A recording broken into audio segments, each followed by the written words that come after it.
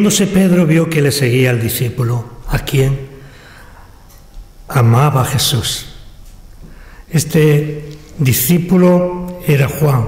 Él escribe esto, pero tiene ciertas dificultades para definirse a sí mismo, ¿no? Por lo tanto, en algo que le afectaba a él. Y el Evangelio termina con este episodio, con esta historia, ¿verdad? Iban todos con el Jesús resucitado, glorificado, y Juan estaba atrás. Juan se sentía poca cosa, ¿verdad? Y los discípulos, el mayor de todos ellos, Pedro, tiene un interés en que las cosas queden claras, como veremos en el transcurso de esta predicación. Algo fue lo que le llamó la atención a Pedro. Por eso él vuelve su mirada atrás, ¿verdad? Y lo vio allí. Y era la primera vez que lo ve después del aposento alto o después de la oración, de los últimos momentos en los cuales, antes de que ellos huyeran y se escondieran asustados ante la turba romana y de los sacerdotes. Hasta ese momento, ellos, los discípulos que seguían a Jesús en este episodio, no habían visto a Juan. Por lo tanto, se extraña. ¿Dónde ha salido este hombre? ¿Verdad? Estábamos allí unánime orando, y ahora se presenta este. ¿Dónde ha estado? ¿Escondido? ¿Huido? ¿Dónde ha estado Juan? ¿Verdad? Pero era para tapar su propio pecado, su propia traición y sus propios temores. Muchas veces nosotros también hacemos algo parecido. Pero en este caso, aunque haya casos que en realidad tengamos motivos para gritarle al hermano o a la hermana, pero no en este caso. Juan había estado con Jesús, como habíamos predicado anteriormente, delante de la cruz, en el Gólgota. Y decíamos que no le importaba nada en absoluto que le hicieran los judíos, los sacerdotes o los soldados que le hicieran daño. No le importaba, porque él estaba allí, era el más joven. Y no solamente estaba allí, sino que también estaba cuidando a la Virgen María, la madre de Jesús. Y a él no le importaba nada de lo que le pudiera suceder. Volviéndose, Pedro vio que le seguía el discípulo a quien amaba a Jesús. Al menos aquí Juan dice el discípulo que le amaba. Era el discípulo que se recostó en su hombro. Era el discípulo que cumplió con el mandato de Jesús de cuidar a su madre, para que no quedase sola, para que su madre entendiera que todos sus discípulos eran sus propios hijos, que no la dejaría abandonada. Eso fue lo que le llamó la atención. ¿Cómo disculpándose Pedro? No lo sé, pero sí que lo hace de una manera que no es correcta. Juan seguía a Jesús y lo siguió desde el primer día de su pasión hasta este día en el que se lo encontró en el camino. Pedro lo reconoció. Era, según pienso, que Pedro diría, ese jovencito que es tan cercano a Jesús, pero tan lejano en los momentos que lo necesitaban, ¿verdad? Se había quedado atrás. No quería que nadie le reconociera. Quería verlo de cerca. Aún no había tenido un encuentro con él. Aún así, a Pedro le llama poderosamente la atención, porque no vemos aquí escrito que le saludase, que le abrazase, que le besase a Jesucristo. Estaba como fuera del grupo, ¿verdad? Como si no fuese parte de ellos. La pregunta de Pedro a Jesús nos sugiere, por un lado, que Pedro, como hemos dicho, desconocía los hechos. No supo todo lo que Juan, todo el ministerio de Juan que había realizado mientras ellos estaban huidos, mientras estaba nuestro Señor Jesucristo en los últimos momentos de su vida aquí en la tierra. En su sufrimiento estaba Juan. En su muerte estaba Juan. La extrañeza de Pedro no debe confundirnos en absoluto. Muchas personas que han sido líderes, gente en nuestras iglesias con un gran poder en la predicación y también en sus oficios, siendo diáconos o incluso algunos ancianos, esos se marcharon y no volvieron más. Hicieron algo parecido a lo de Pedro, pero siempre en uno de los asientos de esa iglesia hipotética, sea esta u otra, ese asiento estaba ocupado por la persona más humilde de todos nosotros, al que muchos de nosotros le teníamos poca estima, pero que era algo hermoso para Cristo, algo especial. El pastor lo había visto llorando en varias ocasiones, lo había visto triste en varias ocasiones y sabía que era un hijo de Dios. Mientras aquellos que en principio masacraba a todos con sus palabras fuertes y tal y que cual, y sus vidas se perdieron para siempre o fueron rescatadas después de una grave lucha entre el poder de las tinieblas y el Espíritu Santo. No nos debemos confundir. Juan era el mismo de siempre. Seguro que en aquellos momentos en el aposento alto, allí donde se inicia con las palabras del Señor Jesús, se inicia la Eucaristía, como se llama, o la Santa Cena, como decimos, Eucaristía, sin traducir, ¿verdad? Allí fue el final, hasta que lo volvió a ver en toda su gloria. Aquel fue un mensaje para el joven Juan. El discípulo le debió impresionar mucho en aquel momento de aquella despedida que nuestro Señor Jesucristo hizo a través de lo que nosotros hemos escogido estos versículos, ¿verdad?, para recordar aquellos momentos tristes que se iban a efectuar. Aquello le debió llenar el corazón de tristeza a Juan. Le debió impresionar tanto que se recostó en su hombro. Aquellos momentos fueron el anuncio del sacrificio vicario de nuestro Señor Jesucristo por ti y por cada uno de nosotros.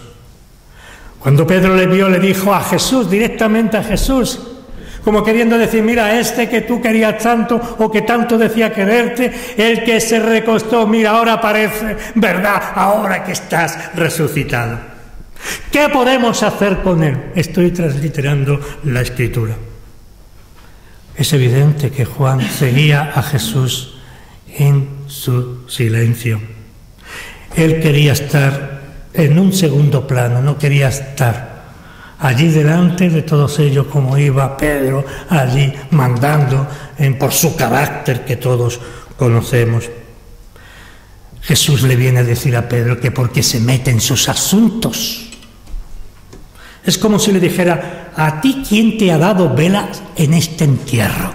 ¿Qué piensas? ¿Que yo no he visto que Juan está atrás? ¿Que no me he dado cuenta de su presencia? Pero ¿quién eres tú? ¿Quién te ha puesto por encima de los demás? ¿A ti qué? ¿A ti qué? Le dice: preocúpate por ti mismo y por tus asuntos y por tu vida y por tu espiritualidad y por tu fogosidad que tanto daño le has hecho a tus hermanos. Y tú, sígueme, le dice al discípulo amado. Por eso, este dicho dice en el versículo 22, dice: Jesús le dijo: si quiero que Él quede hasta que yo venga, que a ti, tú sígueme. No te preocupes por Juan, ni por Felipe, ni por ninguno de tus hermanos. Tú preocúpate de ti. Tú sígueme. Tú sígueme. Cuando tan preocupados estamos por los demás hermanos, la pregunta de Jesús es: tú sígueme. La respuesta, mejor dicho, es: tú sígueme. Esa es nuestra misión, seguir a Cristo. Y seguir a Cristo es seguir sus mandatos, sus enseñanzas, imitarlo en su amor, en su misericordia. Y nada de que nosotros, como el Pedro fuerte, ¿verdad? Y constante, pues, entre comillas, pues le tenga o nos tenga que decir a nosotros también, de una manera que no va a ser por palabras, sino por cuestiones vivas de nuestra vida.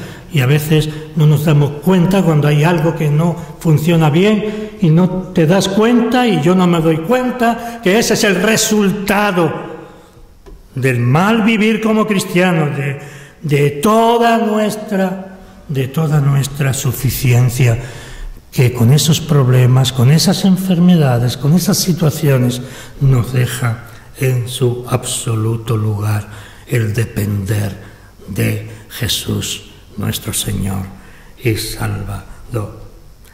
¿Y a ti qué? ¿A ti qué? ¿A ti qué? Este dicho de que cuando el Señor Jesús le dice: si quiero que Él quede hasta que yo venga, se extendió en la iglesia primitiva y se pensó que realmente lo que el Señor Jesús le estaba diciendo a Pedro es que Juan sería arrebatado como Elías, y como el otro patriarca, ¿verdad? Serían arrebatados, que no conocería la muerte. No fue así. No fue así. Por eso el versículo 23 nos dice: este dicho se extendió entonces entre los hermanos, que aquel discípulo no moriría. Pero Jesús no le dijo que no moriría, sino: si quiero que Él quede hasta que yo venga. ¿A ti qué? Si el Señor le ha dado a uno de tus hermanos unos dones mejores que los tuyos, ¿a ti qué? Tú síguele. Si ese hermano tiene riquezas y buen trabajo y tú no, ¿a ti qué? Tú sigue a Jesús. Habla con Él. Si lo que pasa en nuestras vidas es el resultado de que nuestros hermanos estén mejor que nosotros, ¿a ti qué? Cuando a ti te va bien la vida, ¿verdad que no te preocupa por lo contrario, verdad? Somos así, todos en una medida o en otra. Aquí hay enseñanza, esta es una despedida. Juan aquí se despide, siguiendo al Maestro. Tú sígueme, le dice a Pedro, haz como Juan, calladamente. Quizá con lágrimas en los ojos, quizá con ganas de darle un abrazo, de asirle a Él, de asirse con Él, ¿verdad? Pero no hace nada de esto, va atrás de sus hermanos. Su gozo es seguir a Cristo. enseñándonos a nosotros que nosotros no podemos tener más alegría que seguir a Jesús, es decir, hacer lo que el Señor nos dice en su palabra, vivir esa fe y esa enseñanza de nuestro Señor Jesucristo. Seguiremos pecando, seguiremos mintiendo, seguiremos discutiendo, seguiremos peleándonos, pero siga a Jesús. A Jesús no le interesa nada del hermano, sino de ti, porque tú eres algo precioso. Repito nuevamente, para Cristo tú eres algo personal para Él y para el Espíritu de Dios que está en el corazón de cada uno de los creyentes. No te preocupes, preocúpate por la enfermedad, por la desgracia, por la muerte del hermano, pero no porque vaya mejor que tú, ni mucho menos porque tú no le conoces. A lo mejor tú vas en tu desdicha, en tu prueba, vas mejor que ese hermano que supuestamente le va todo muy bien. Tú síguele. Jesús te dice en esta tarde, tú sígueme, sígueme, sígueme. Fueron palabras en vivo, la que nuestro Señor Jesucristo le dijo a Pedro. Y fueron oídas por todos ellos. No había dudas. Había demasiados oídos para dejar pasar la tormenta. Pero nuevamente, varias veces se lo vuelve a decir, porque Pedro insiste, era terco, le repite de nuevo lo del versículo anterior, en 2 versículos, ¿y a ti qué? Sígueme. Estaba Pedro demasiado preguntón aquella tarde. Aquel día, se había tomado él mismo el derecho que solo y exclusivamente lo tenía Jesucristo. Por eso hizo algo mal para sus propios hermanos. Por eso que algunos de ellos entendieron lo que habíamos dicho antes, que Juan no moriría. Ya desde el principio vemos como algunos de los discípulos eran dados a sus propias interpretaciones y el mismo Señor Jesús los hizo callar en varias ocasiones. Jesús, a través de los evangelios y de este evangelio, de una manera muy particular, nos muestra los tiempos del reino de Dios. Por eso nosotros tenemos que buscar el reino de Dios. Por eso el mensaje del evangelio es un mensaje de buscar, de encontrar a través de la palabra el reino de Dios. Es decir, de vivir la salvación, de gozar en la salvación, incluso en los peores momentos de nuestra vida. Tenemos ese plus que pocas veces, muy pocas, lo disfrutamos. Por eso, mis hermanos, tenemos que vivir, tenemos que sentir y no interpretar demasiado. Lo que ya, por otro lado, está más que interpretado. Yo no puedo decir cosas nuevas porque las cosas que yo digo aquí, esas ya han sido dichas a través del tiempo. Por eso, no cabe interpretaciones. La verdad de Dios es la verdad. Y la verdad en mayúscula. La única verdad que nosotros necesitamos para vivir en este mundo que nos ha tocado vivir.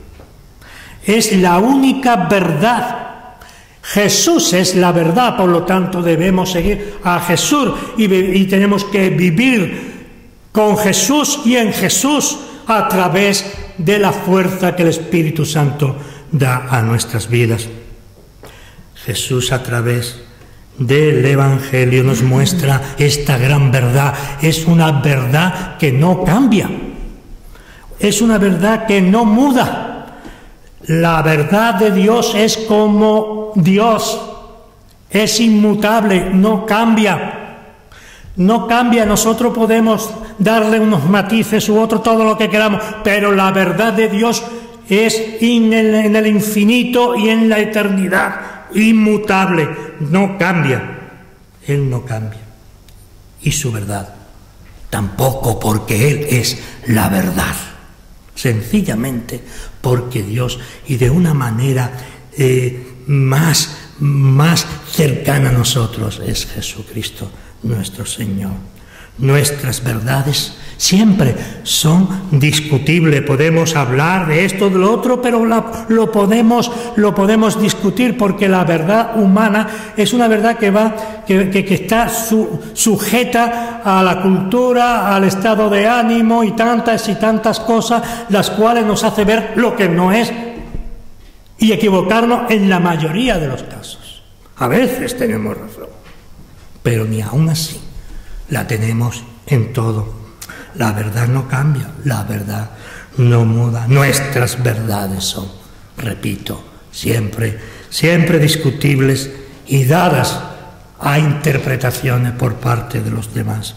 Solo cuando hablamos la verdad de Dios, ahí no cabe equivocación ninguna, porque repetimos el mensaje de Jesucristo, porque hablamos de lo que el Espíritu Santo, sí, el Espíritu Santo, no pertenece a los carismáticos ni a los aleluya. El Espíritu Santo debe manifestarse, si cabe, con más fuerza que en otros.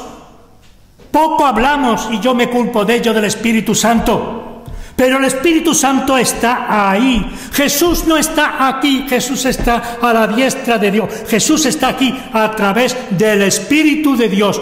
Yo me voy, les dice después, o antes leemos en este Evangelio, lo leíamos, pero os dejo el que consuela. Es decir, el Espíritu Santo. Por eso cuando nosotros hablamos, aunque sea torpemente, aunque sea el más ignorante de todos nosotros, tenemos miedo a hablar con los demás, porque no tenemos confianza en nosotros mismos, ¿verdad? Pero debemos hablar. La mayoría de la gente que Dios utiliza para que la gente llegue al conocimiento de la gracia de Dios son personas normalmente muy humildes. No son ancianos, ni son pastores, ni gente erudita de la Iglesia.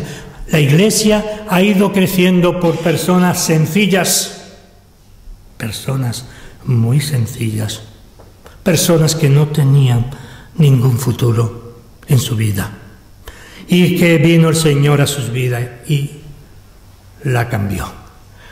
Su vida quedó transformada por el poder de Dios. Y ya decían de él, y este era aquel, y aquí mira cómo habla. ¿Qué ha pasado con este hombre? Y se admiraban como en tiempo de Jesús, y no solamente por los milagros, que sí también, sino en la vida de Zaqueo, de Mateo y de cada uno de sus discípulos. Ven, sígueme, y lo dejaron todo y le siguieron al Rey de la vida. Esa palabra de Dios, cuando hablamos esa palabra de Dios, aunque sea de una manera muy sencilla, estamos llegando al corazón del hombre, estamos partiendo paredes, poniendo esos escalones para que la gente pueda conocer esta verdad que a cada uno de los que estamos aquí nos transformó y nos cambió la vida. Una verdad que no resistimos en el transcurso de nuestra vida hasta que muramos. Estaremos siempre haciendo resistencia al Espíritu de Dios. ¿Por qué? Porque somos carne. Todavía somos carne. Y cuando pecamos, ahí viene la gracia y te lo limpia todo. Y una vez que cae, el Espíritu Santo con gemidos indecibles en tu vida, en tu corazón, en tu espíritu clama. Y Jesús aboga por ti. Fíjate si eres una persona importante, ¿verdad? No estás solo, ni sola. No estamos solos, aunque seamos el número 1. Y los demás no sean nada para nosotros, porque en realidad nadie nos quiere ni tan siquiera hablar. No olvidemos, hermanos y hermanas, que Jesús es la verdad. Y cuando hablamos de Jesucristo conforme a la Escritura, hablamos de la verdad.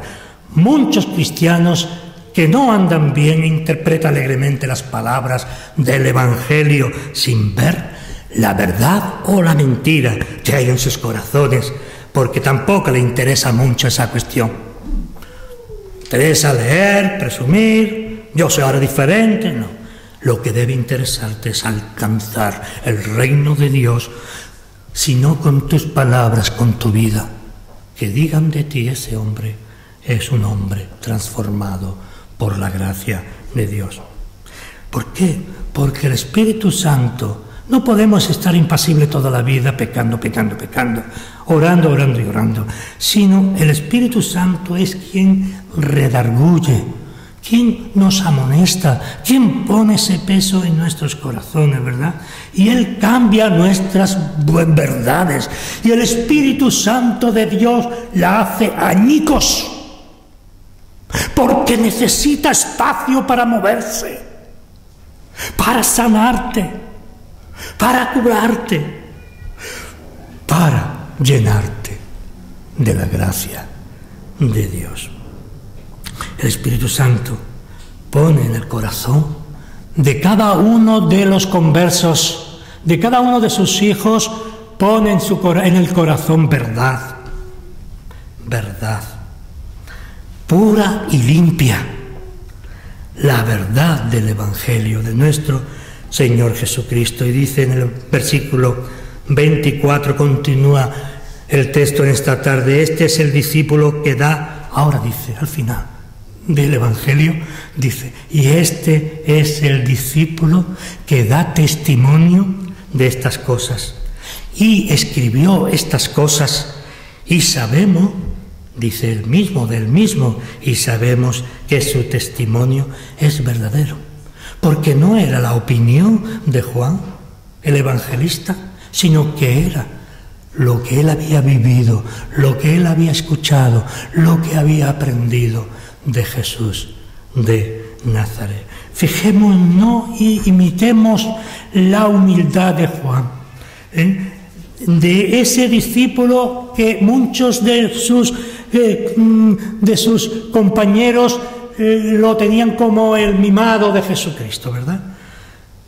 Y dice, la humildad cuando él da testimonio a través de su evangelio de lo que el Espíritu Santo puso en su vida para ser dejado escrito ahí y dejado para el testimonio de sus hermanos en el tiempo aquel y también para testimonio de cada uno de nosotros, los que vivimos ahora y los que vivirán.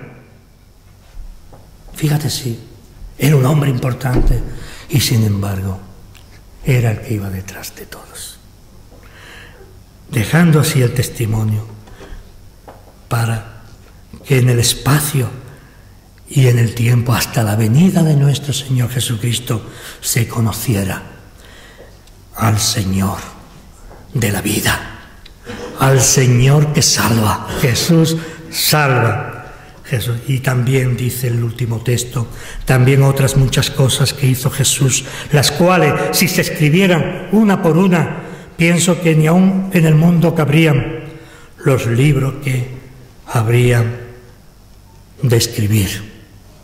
Y acabo con estas palabras de Juan, con esta palabra. Amén. Que así sea.